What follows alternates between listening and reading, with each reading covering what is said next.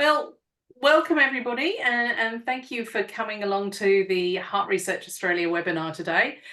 Sadly, heart disease is the leading cause of death in Australia, and Heart Research Australia funds groundbreaking research into the prevention, diagnosis and treatment of heart disease. Now, REDFEB is a month that's dedicated to raising funds for heart research, but also raising awareness about heart health. And if you'd like to take part in REDFEB, donate, or even find out more about some of the things that we're going to be talking about in this webinar, you can find out more at www.heartresearch.com.au. And as part of REDFEB awareness raising, we have two very special guests with me today. Associate Professor Monique Watts, who is a cardiologist and heart failure specialist. Now, Monique works at the Epworth and Alfred Hospitals in Victoria. And Monique holds a special interest in women's heart disease and leads the Women's Heart Clinic at the Alfred Hospital, which is one of Australia's first women-only heart clinics. Now, Monique is also actively involved in clinical research and teaching and has recently established a cardiac clinic in North Central Victoria to improve access to specialist care for regional Australians. And we're also joined by the very special, wonderful Maggie Dent, who is commonly known as the Queen of Common Sense. And Maggie is one of Australia's favourite parenting authors and educators. She is the author of 9 major books and the host of 2 successful podcasts, The Good Enough Dad and the award-winning ABC podcast, Parental as Anything. So welcome, Monique and Maggie. And just a bit of housekeeping. If you'd like to ask Monique or Maggie a question, we'll be taking questions at the end. And my colleague Felicity will be reading out the questions to us all at the end. Now, last year, Maggie unfortunately had a heart scare.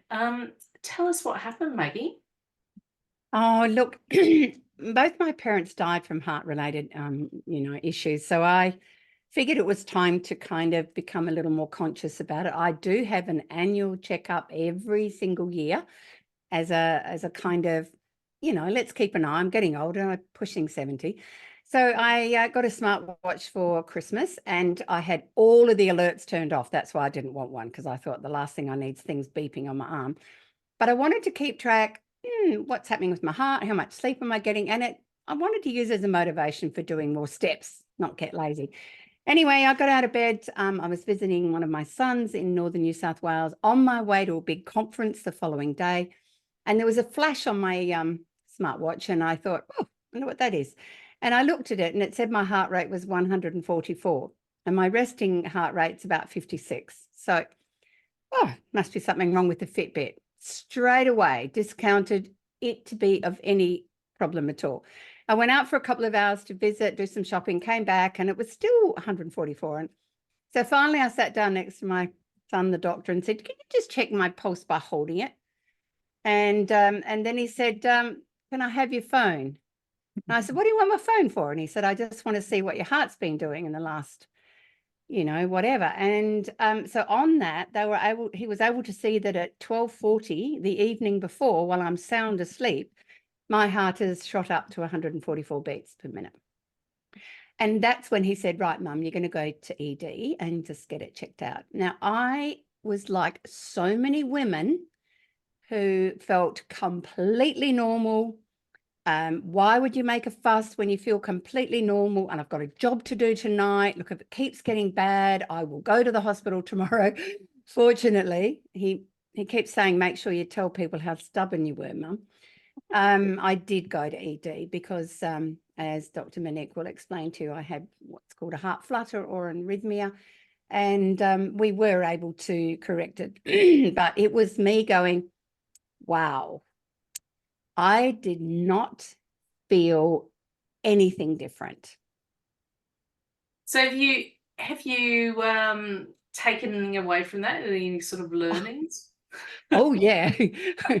Because that's exactly it. I suddenly, when I was talking to the nurse in ED, she said, "Oh, Maggie, you know, women just don't tend to come because they don't think it's like what they've heard are the symptoms of something going wrong, right?"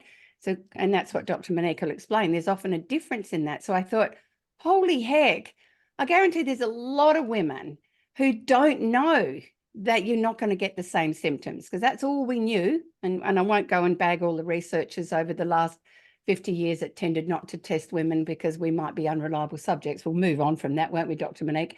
And I thought, no, I think I need to say something about this, because I absolutely felt fine. And then the next day with the medication, my heart rate went to 44, which is a little too low.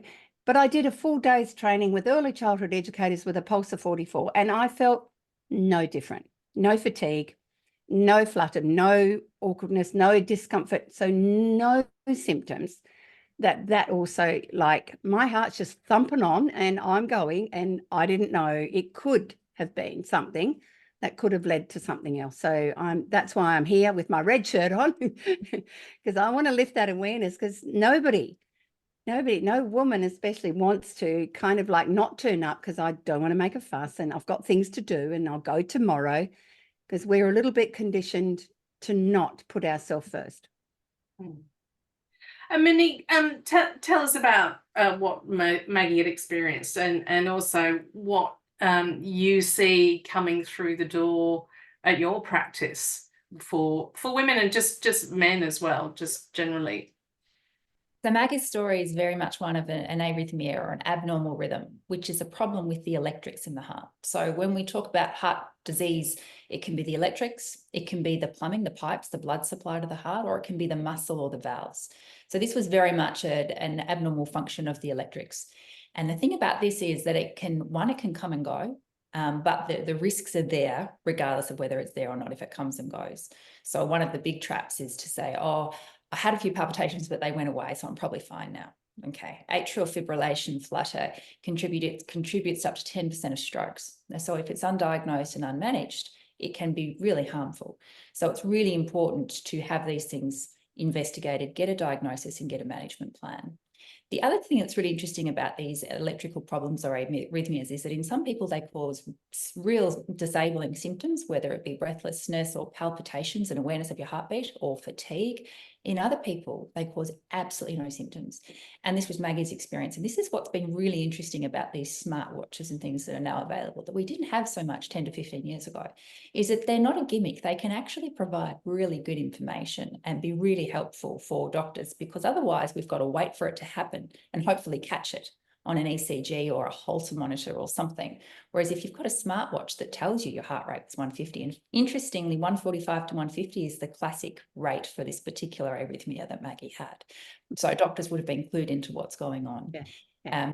So it's really important to realise that even if symptoms come and go, and it can be the same with blockages in the heart arteries or heart failure, if you've got breathlessness that comes and goes, or chest pain that maybe comes for a bit but then goes away, it does not mean that the problem's gone away. And it's really important to get in there and get checked. And Maggie's absolutely right. There is definitely a reluctance for people, particularly younger people, I think, to actually seek that help, because we're all invincible. Heart disease doesn't happen to us.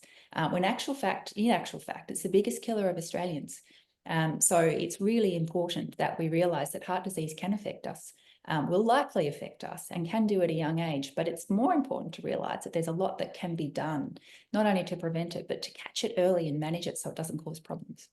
Can I jump in with a quick story just before that, Nikki? And that's that my next door neighbour, who is sort of 64, 65, walks every day, is quite fit and healthy, his only symptom was just fatigue and tiredness. Anyway, and it took a while, and he ended up getting referred through to a cardiologist. And when they were doing the little check on the insides, his pipe, 99% blocked. And he's going, "Oh, can I do it after the weekend?" They went, "No, we're doing it today. We're doing it now." And I thought that was, after my experience, which seemed so benign, he said the only thing he had was he just noticed he was a lot tireder. And Monique, with the heartbeats going up, is there a particular point at which people should worry, or just any flutter should just go and get help? Any palpitations or any abnormal heart rate for no reason. Okay, so if your heart rate goes up to 150 when you're doing a Sound steep asleep. walk uphill, that's fine. But that's right. If you're sound asleep or you're sitting on the couch, that's not a good reason. So anything like that should absolutely be investigated. Too often, we ourselves will say, we've been patients and women particularly will say, oh, it's gone away. Maybe I was just a bit anxious. We also know that doctors are more likely to say, particularly to women, oh, it's probably just a bit of anxiety. It's gone now. Don't worry about it. Where it's really easy to get some simple tests done without radiation or anything like that to find out what's really going on. Mm. Now, And that reluctance is also men. Come on, can we bat for our men too? Because and do you know what? It was really interesting after Shane Warne's sad passing. We saw really big, and look, Kimberly Kitching at a similar time, we saw a really big influx of patients around that sort of 50 age group coming to us and saying, wow, I didn't realize that this could happen, but clearly it can. What is my risk? What can I do? What can I do? And that was fantastic because there's so much that can be done in terms of prevention. And if somebody is sort of getting the answer that, oh, it's probably just a bit of anxiety, come back again if it happens again, would you just wait for that, or would you go and get another opinion? That's a really tricky question because it depends on the symptoms. So, you know, to a certain extent, you've got to trust your doctor. But you can always ask for a Holter monitor, or you can get yourself a smartwatch and try and gather some data yourself. We've certainly that can absolutely be done without causing too much damage. Can I explain what it was really useful? I didn't even notice, but when you opened the app, you could actually track in the last 12, and that's so beneficial for the doctor and ED to be able to see exactly what the heart had been doing over that period of time. And I didn't realize that could be useful as well, even though this is not a promo to everyone go get a smartwatch. But at the end of the day, it was really helpful. And I think, you know, otherwise I wouldn't have had a clue, because would you think that my heart would shoot up faster than me walking up the biggest hills in my country town while I'm sound asleep? No, I wouldn't have. I wouldn't have known. And you wear your watch, Maggie, going to bed as well? Yeah, I do. For that same reason, given it. And I think the other thing I'm kind of happy with, it has definitely motivated me. And I love it when I'm actually really either doing some really good exercise that's got my heart rate up. I can see it go up and then I can see it drop back down exactly as it's meant to. So I think that's a good thing, because we know that exercise is good for your heart. And fortunately, where I live, we have lots of very steep hills and my dog's very fit. So it has helped motivate me to make sure that I stay active as possible as I'm pushing 70. And Monique, what are other things that people can do to stay heart healthy and prevent things from happening, or delay it at least? So things that most people know about, such as blood pressure, managing cholesterol to keep particularly that bad low density lipoprotein, the LDL, right down, and exercise can all make a very, very big difference. And I think these are things that people know about, but perhaps not the extent of what we need to do. So 5 serves of veggies a day doesn't happen by accident. You've got to make an effort to do that kind of thing. Making sure you get enough fiber in your diet to make sure that it can soak up the cholesterol in your gut. Again, that can be something that can be easily missed. So it's really important to make sure you're getting your fish, make sure you're getting all the fresh veggies, making sure that you're getting the proper fiber. And then in terms of exercise, it's actually quite a lot of exercise that we need to do. 30 minutes, 5 days a week, minimum. So the guidelines for Australia are between 2.5 and 5 hours of moderate intensity exercise per week, which again, won't happen incidentally or won't happen by accident for most people. It's something that we've got to make a conscious decision to do because we want to look after our bodies. And I understand that. Throw in one thing, and that is that both my parents were heavy smokers for at least 30 years. Yeah. Right. Yeah. And so, you know, ultimately that's not one of my things. And I've had a stable blood pressure and my cholesterol's been good, but it's still misbehaved, right? Yeah, and that's right. This is the thing that, you know, we have seen heart disease numbers come down since smoking has reduced, but things like high cholesterol, blood pressure, and even diabetes can cause absolutely no symptoms. So unless you go in and get checked and ask for a heart health check and ask to have your blood pressure, your cholesterol checked, you may not know that you're sitting on these risk factors that can be doing damage in a silent way. Yeah. And moderate intensity exercise, I understand, means if you're walking, you can talk to somebody, but you can't sing. Exactly what I was going to say. So it's your heart rate. That's lucky. It's not dawdling. I have some people who take with the dog for a walk and they've got a very small dog, and that doesn't count because they need to get a big dog that's going to drag them along at a faster heart rate. Yeah. How big's your dog, Maggie? No, it's a mini schnauzer, but we've got the most enormous hills in Gerringong. So everywhere you go, you're going powering up hills. And yeah, I am actually grateful now. I used to dread it because I used to think, oh, damn hills. And then I also go into town, do my shopping, and then cart a weight full of shopping home up and down the hills as well. So I've realized that. But I also swim a lot, and I do kind of stretching exercises, and I've got some weights that I tend to do just because they're all to do with keeping your body healthy as it starts to disintegrate. And with diet, our dietitian recommended a really smart thing, I thought, was to, I mean, one of the key thing is trying to get lentils, beans, those sorts of things into your diet, as well as the lots of vegetables. And she was recommending taking your favorite recipes, obviously using good fats, but also incorporating lots of the vegetables and the beans or lentils into those favorite recipes. So it's like sneaking vegetables into your children's diet, isn't it? Spag bowl, you can pop lentils into spag bowl and the kids don't know. No, the legumes and swapping lentils and things in is a really good idea. We do recommend not having too much red meat. So 1 serve of red meat per week, perhaps, and try and make it lean red meat, because again, there's lots of cholesterol, mainly in those animal products. So that plant-based diet is really good. One of the really good tips is to try and shop around the edges of the supermarket. All the processed food tends to be in the center aisles if you think about your local supermarket. So try and stick to the outside. That's where the fresh produce tends to be, and where you'll tend to be able to make healthier choices. That's great. And what about heart health checks, Monique? So we tend to say at the age of 40 to 45 or younger, so 30 to 35, if there's a strong family history of heart disease. So that's heart disease in younger people and younger parents or younger grandparents in their 50s or 60s, or if you're a First Nations person. But otherwise, between 40 and 45 is a good time to turn up to your GP and just say, what is my risk of heart disease? Can I have a check?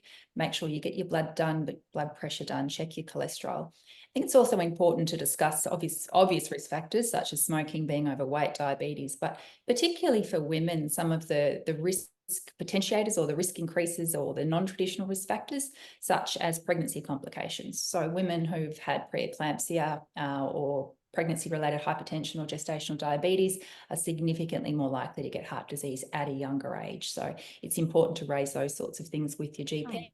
Or even early menopause. So menopause before 40 or 45 will also increase your risk of heart disease, again, occurring at a younger age. So important to flag those sorts of things with your GP and have a chat. And a one-off heart check is probably not enough. It's something that needs to be followed up, because things change. As we get older, our blood pressure will all increase, regardless of what we do. We can do things to try and keep it down, but the natural history is that as we age, our blood pressure will go up.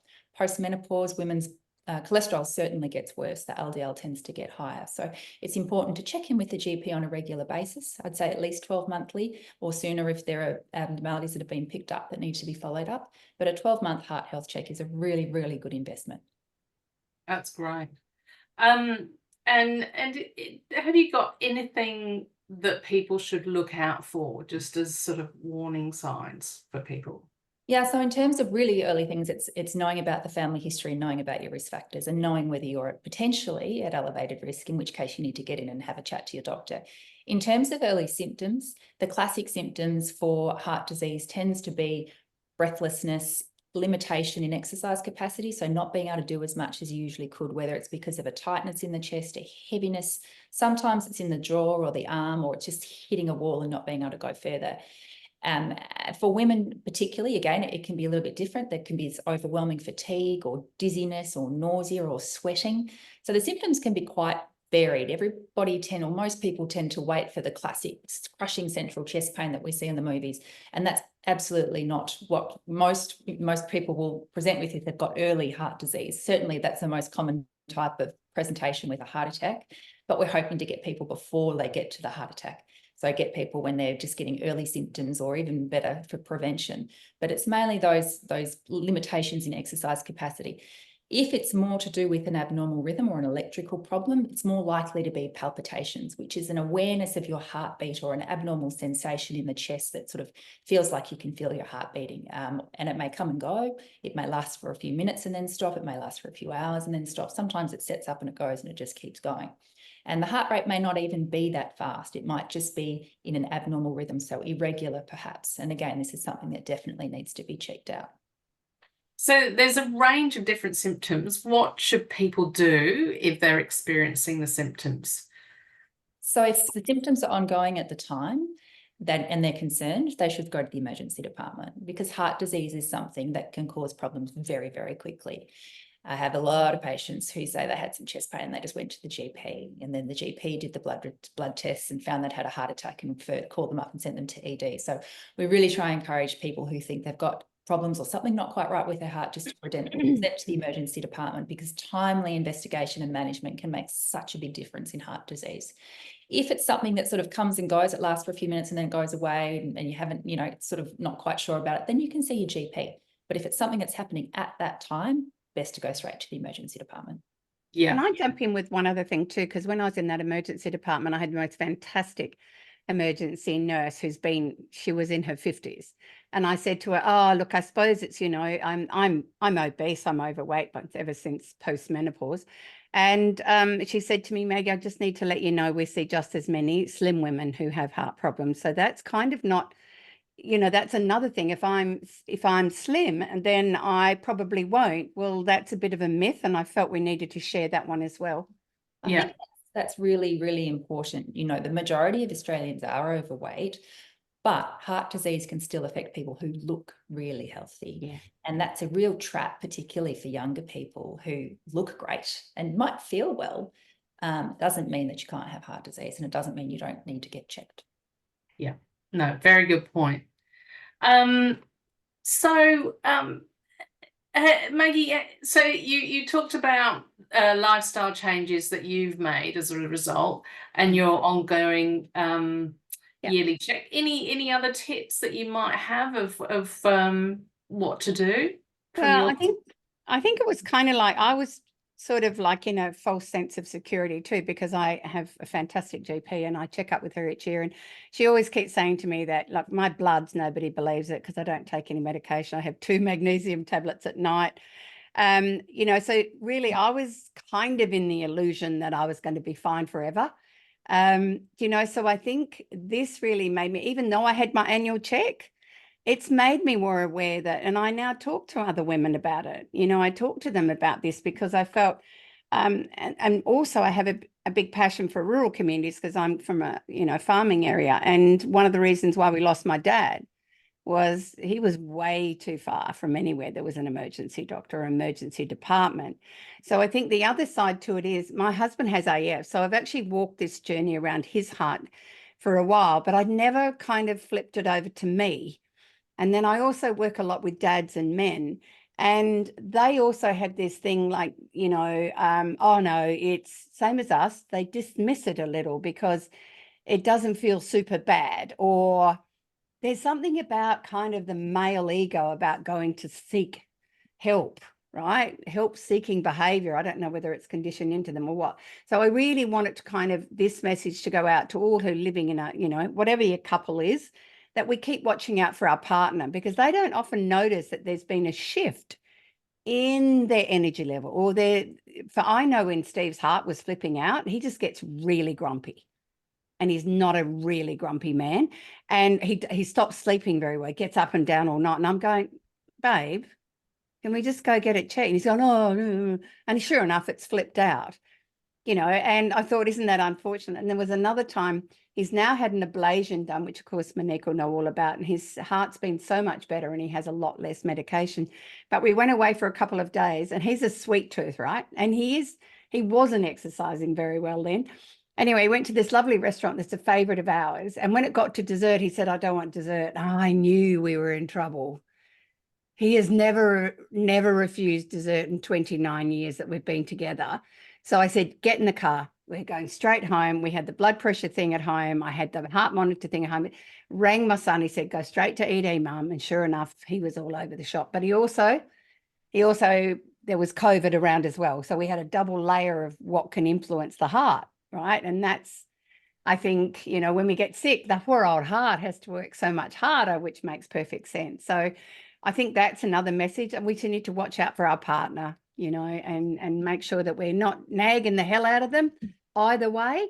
But sometimes the feedback will get them to the doctor. Yeah, great point, Maggie. Anything else that you want to add, Monique, before we go to some questions? No, I'd echo what Maggie said about advocating for our partners, our friends, ourselves, realising that heart disease is a really big thing for Australians, and that, as I said, so much can be done with prevention. So going and having a check or getting, you know, mild symptoms checked out. The best case scenario is a false alarm, and that's fantastic. There tends to be a bit of fear amongst people, you know, they don't want to waste people's time, don't want to be told that they're being anxious, don't want to, you know, there's fear.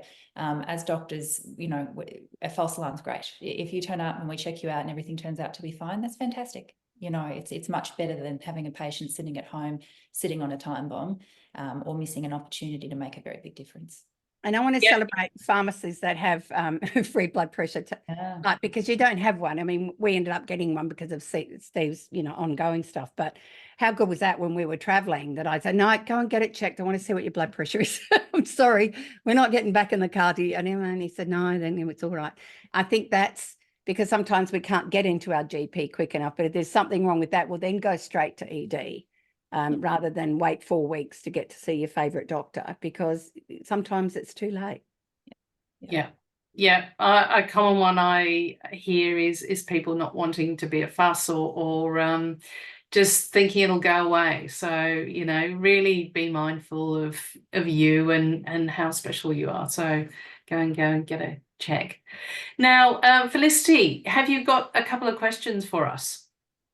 I certainly do. Start my video. So the first one that's come through is, if you present to hospital after identifying symptoms and you feel you're being dismissed, is there a particular test you should be asking for? It's a tricky one, and this can happen, and it does more frequently happen to women. And it really depends on what the presentation is. So if you're concerned about a heart attack, they should be doing a blood test called a troponin. That's an enzyme or a bit of chemical that's released from the heart muscle if there's been damage. So usually if somebody presents with symptoms that could be consistent with a heart attack or angina, they'll have an ECG and they'll have a blood test that will include a troponin.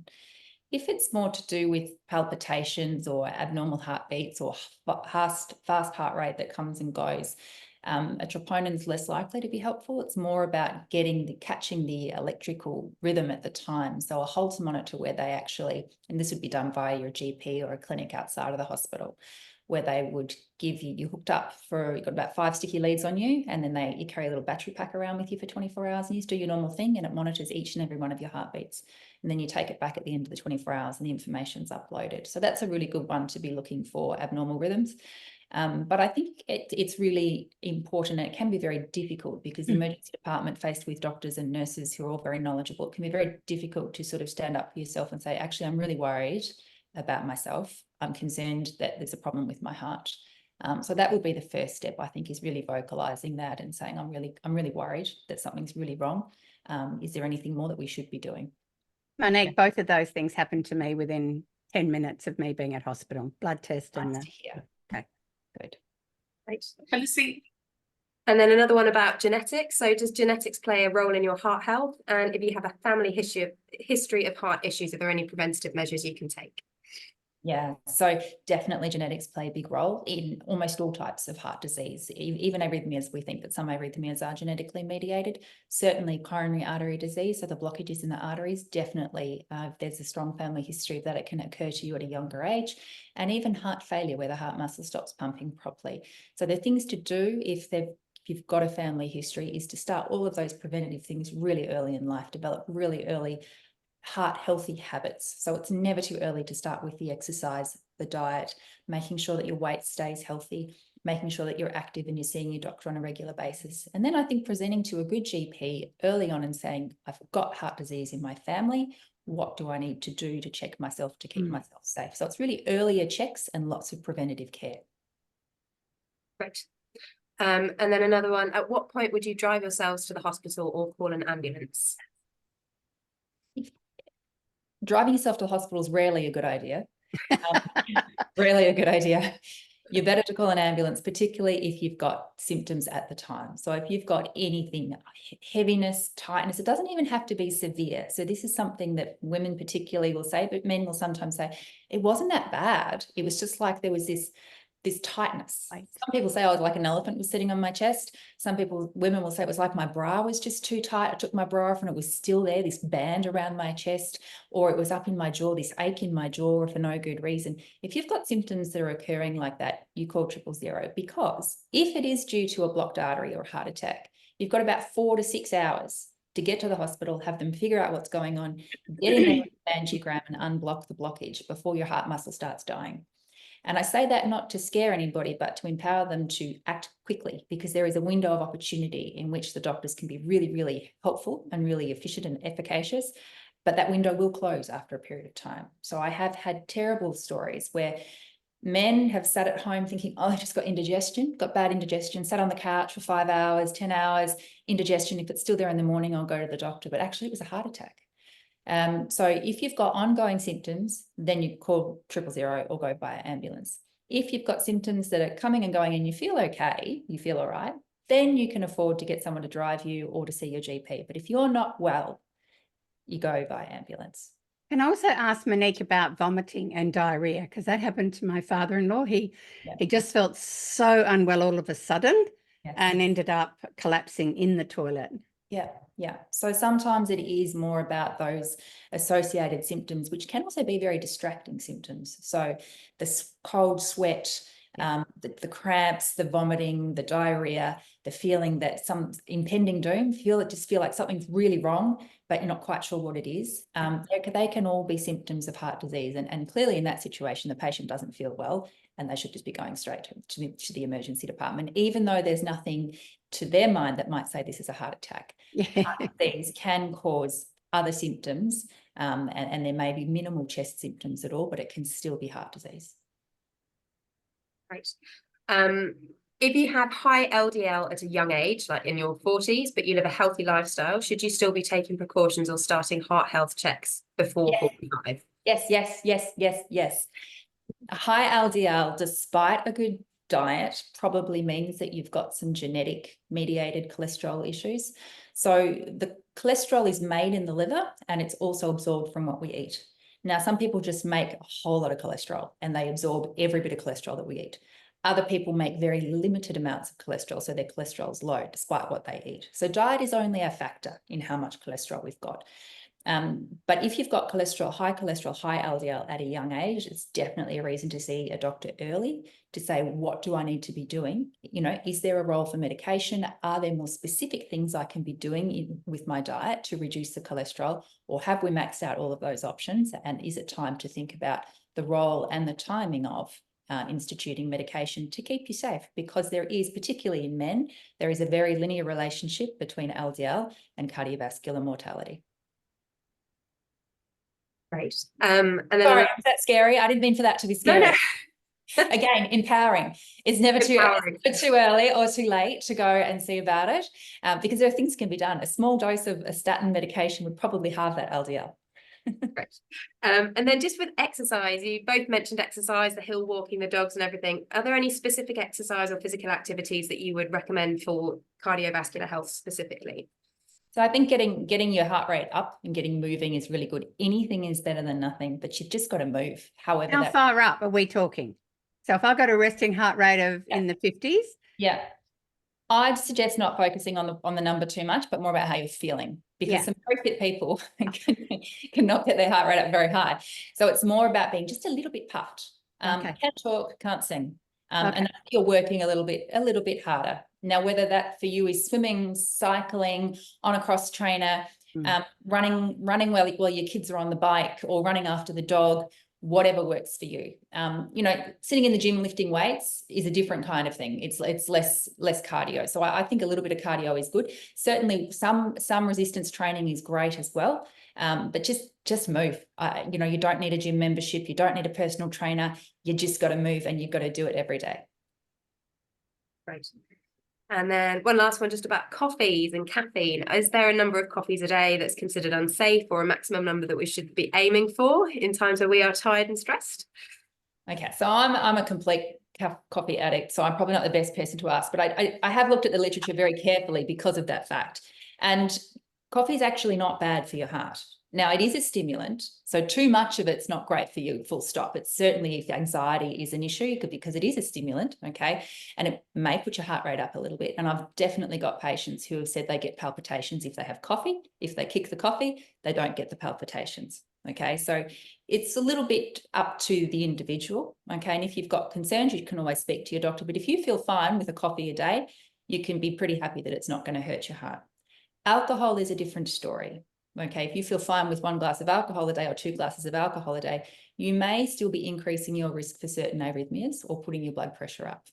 So alcohol, coffee are very different, but coffee is generally considered safe in moderation. Great. Well, last thing, there's just someone saying thank you so much to both Maggie and Monique for sharing your stories and expertise today. Nice. Pleasure. Well, yes, well, that's what I was going to say. Thank you both very much. It's been very, very interesting. Lots of great information there. And to all our supporters, we'd love you to wear red and donate during the month of February. And you can find out more information about heart health, and also to sign up to REDFEB at www.heartresearch.com.au. And Nikki, don't forget, there's lots of helpful stuff on your website that That's you might have right. forgotten what we say, but go and have a look, because it'll all be there. Print it off, stick it in front of that person you love who's being a bit stubborn. You know, we've got to keep advocating because we can save lives. Absolutely. So and go get a heart health check if you're age 45 and plus, annual health check, or 30 plus if you're from an Indigenous background, or you've got a strong family history there. So go and be heart healthy, all of us together. So thank you. Any closing remarks, Maggie? No, I thank you. Just once again, thanks for inviting me along to when I jumped on and I shared something on my socials last year about me, and I had a photo of my feet in the emergency department. It went nuts. I think I did 17 media interviews all around Australia, because guess what happened? Most journalists have a mum my age, right? So they all panicked like hell, right? But it was so beautiful to be able to, and I was already, it was quite funny because I was actually I was wearing red on the day it happened, and it was in February, and I thought, whoa, it's a bit weird. So again, you know, like, I'm just right behind everything you do, and we need to, like I said, we just don't want to lose one we love. And my mum took a long time. Hers was a congenital heart, but my dad was a massive stroke. After a fair bit of pressure. And as a good farmer, though, he delivered the last load of wheat to the bin, and he came home after that last trip, and that's when he had a massive heart attack and died. So he was he always said he wanted to die with his boots on, but I didn't want him to die at all. So I think really, but knowing what I know now, I would have been better as a daughter to make sure both of my parents were, even though they're in the country, I would have dragged them off to Perth or wherever. And I wouldn't have just left it to chance, which I kind of feel like we all did. And Monique, any final words from you? I just want to commend what Heart Research Australia is doing, because there is so much that can be done in terms of prevention. And I think there is a real gap in knowledge between the medical practitioners and the individual. So much of heart disease is preventable. And Maggie, I did drag my parents from the country down to the city to have their hearts checked, because you know, it's the most common thing. It's the most common killer of Australians. So it needs to be on all of our radars. And I think the work that Heart Research Australia is doing to get the word out there and get preventative health happening is just so valuable. So congratulations for what you're doing. Well, thank you both for sharing your story and your expertise. We really appreciate you helping us raise awareness. Thanks for having me. Thank you. Thanks, everyone. Thank you.